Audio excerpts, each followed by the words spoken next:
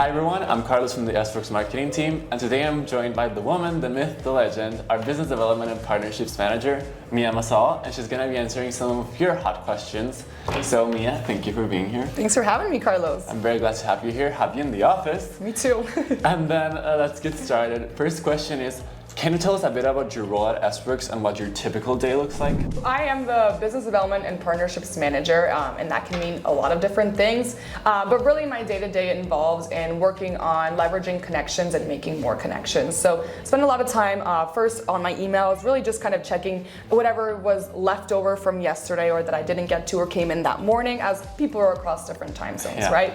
And then from there, really spending my day, and as I mentioned, building those connections. So whether that's through calling people, emailing, a lot of outreach on LinkedIn, posting on LinkedIn and engaging on LinkedIn is a huge avenue. And that's typically on a day-to-day where I'm at my house or in the office, and other days we'll be at events where the schedule might be a little bit different. But for the most part, the day involves in building those relationships, and in that spare time building internal relationships. So among our team members, among our leaders, and making sure that everything is in place. We have our processes clear, there's clear communication, there's effective communication, and that we're all on the same page. That's correct. And the next question is, how did you get started in the logistics and transportation industry? Yeah, so weird story.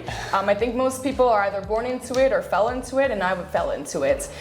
So I used to work or study education, special education particularly, but during that same time, I also studied entrepreneurship. Within entrepreneurship, I learned a lot that I really liked the ability to work on kind of scrappy projects and startups and things of that nature. So when I was wrapping up my studies, I had the opportunity to come over here and join the Sworkz team. I knew I wanted to move, I knew I wanted to use my Spanish, I knew that I was very interested in kind of this startup idea, so I took a leap of faith and I joined the team, and as a consequence, I had to immerse myself in the industry. So a little bit of same of what I do now is what I did in that moment, was spend a lot of time in LinkedIn, reading posts and reading comments about how other people see their day-to-day, what are their pains, what is the market looking like, but more than kind of information like articles and news sources was those informal conversations where I really got to learn the application of things and understand really those pains and those needs that our audience has. And that's super, super crucial, important for me. If I'm going to be, providing value and a service of value to our customers, I need to understand what does that even mean and look like to them. So that was something that was definitely a long learning curve, and it's something that's going to consistently continue because it's an ever-changing market. But luckily I was able to have a lot of mentors and a lot of individuals that were very welcoming and very open to sharing. So I feel that I was able to pick up on the basics very quickly, and now I'm just kind of applying and nourishing that knowledge. Now Mia, you're in contact a lot with our clients, so how do you help them achieve their goals through Sworkz services? Yeah, great question. So obviously the first step is going to really be to understand their needs. What are they looking for? And from there, understand if we're even a fit to begin with. There's a lot of providers out there and everybody has different strengths, values, and areas of opportunities, but our customers, or in other words, our prospects, also have maybe different impressions of what we might be able to do for them. So super important to make sure that we both understand what we're looking for and what we can provide, and see if there's a fit there. And if there is a fit there, then really our process is pretty personalized. We do like to understand the functions at hand and draw out job descriptions, whether they have one themselves or we help to co-create one. And from there we start kind of that sourcing and vetting step, really matching talent to that role and those functions. After that, it really is a pretty smooth process. The customer gets to participate and really make that decision onto who joins their team.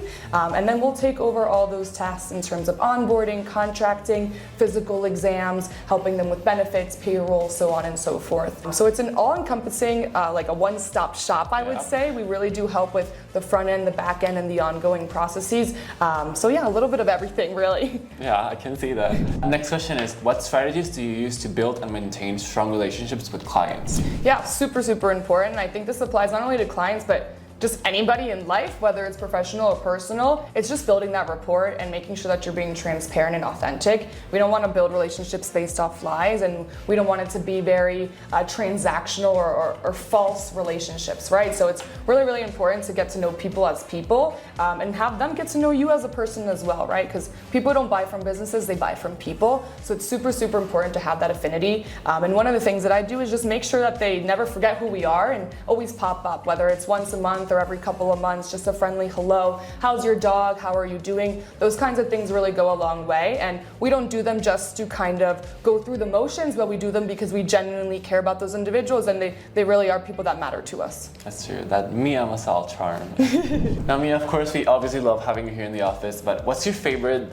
and the thing you enjoy the most about Sworkz? Ooh, great question. Obviously, the very frou-frou answer would be the people. What I call mis pollitos, or my baby chickens. Those are definitely the individuals that really make me excited to get up and work. But I would also say maybe the aspect of just kind of unpredictability. Every single day there's a bunch to do. As I mentioned, my role includes dipping toes in a bunch of different things. So I really like waking up and having kind of that change in schedule. And maybe today I might be at an event, and next week I might be traveling somewhere else. Or some days I'm just really focused on working on my computer independently. Other days I'm in meetings back to back. So that kind of unpredictability is, for me, something very favorable and something that motivates me to work here. You've attended and played in many industry events. What are your general thoughts on events in the logistics and transportation industry? Yeah. So I have a lot of thoughts.